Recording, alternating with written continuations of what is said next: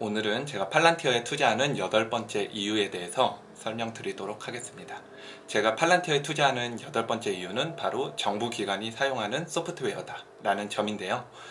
여러분도 아시다시피 팔란티어가 미국의 CIA나 FBI처럼 국방 관련 기관, 그 다음에 식품안전처, 이번에 코로나 대응처 같은 곳들, 그리고 사이버 보안, 그리고 금융 사기 이런 관련된 것들, 이런 식으로 국가 관련된 기관 또는 국가에 연관된 산하기관에서 굉장히 많이 쓰는 소프트웨어예요.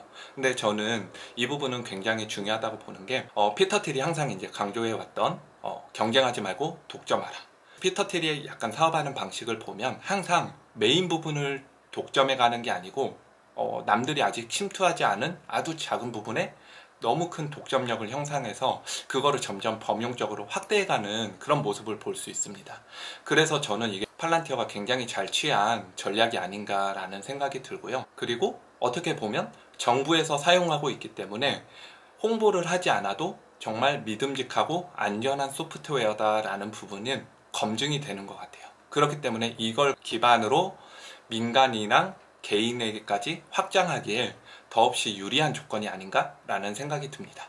그리고 이 소프트웨어가 정말 허접하거나 불안전하다면 정부 관련된 계약이 매년 증가하기가 힘들고 더불어 매출 상향도 기대하기가 어려운데 매년 정부 관련된 기관이 계속 계약을 체결하고 있고 그 다음에 파운드리와는 별개로 고담 또한 역시 매년 매출액이 우상향하는 모습을 보여주고 있어요.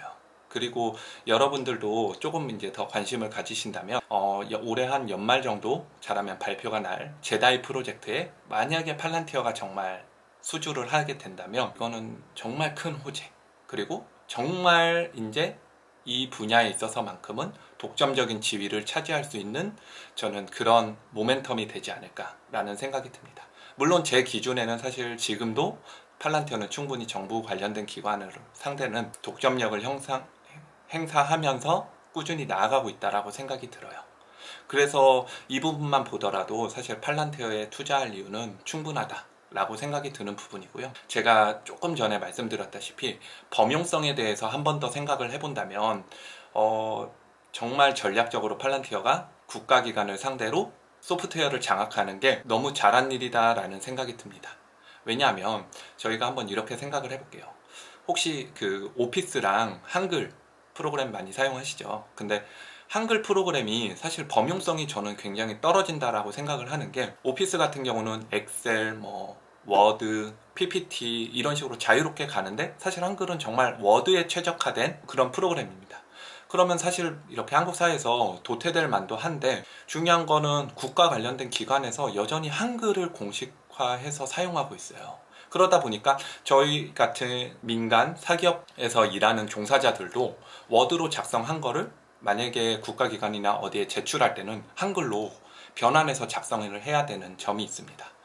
이런 식으로 국가기관에서 끝까지 한글을 고집한다면 일반 민간이나 개인들은 결국은 한글을 계속 사용할 수밖에 없다라고 저는 생각이 들어요. 근데 팔란티어의 소프트웨어가, 이게 중요한 건 소프트웨어이기 때문에 만약 정부에서 끝까지 이 스탠스를 바꾸지 않고 저희는 팔란티어 제품을 사용한다라는 스탠스를 유지하면 저는 결국은 민간이나 개인도 팔란티어의 소프트웨어에 익숙하고 적응할 수밖에 없지 않나 라는 생각이 듭니다. 그리고 저희가 어떻게 보면 윈도우라는 프로그램도 의심 없이 그동안 사용을 했잖아요. 그러니까 윈도우라는 거를, 기존의 시스템을 바꾸는 게 생각보다 굉장히 어려워요. 근데 저 같은 경우는 아이폰을 계기로 iOS 생태계로 이제 들어가게 됐고, 그 결과 이제 또 반대로 안드로이드 생태계로 가기도 이제 굉장히 어려워진 이런 상태거든요. 이런 식으로 소프트웨어는 어느 특정 매니아층에게 굉장히 큰 독점력을 발휘하면 결국은 그 생태계 안으로 많은 사람들이 유입된다라는 저는 특성이 있다라고 생각을 해요.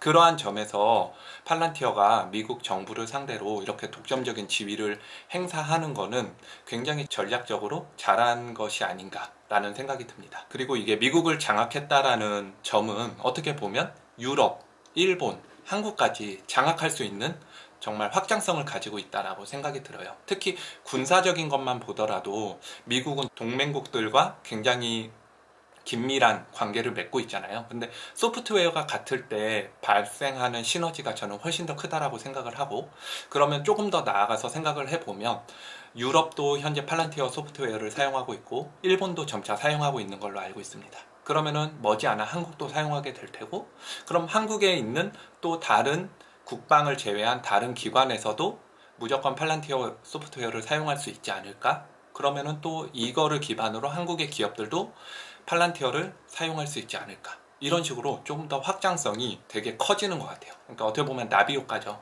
어디에 작은 곳에서 강한 독점력이 점차 그게 확대돼서 전 세계에 팔란티어 소프트웨어가 사용될 수 있다는 점.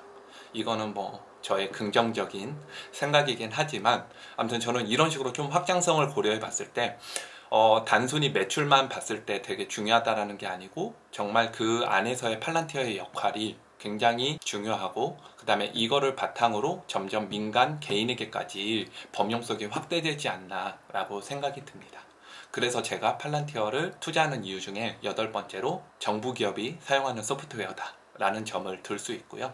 이 부분도 투자하시는데 참고해 보시면 좋을 것 같아요. 오늘 영상은 여기까지 마치도록 하겠습니다.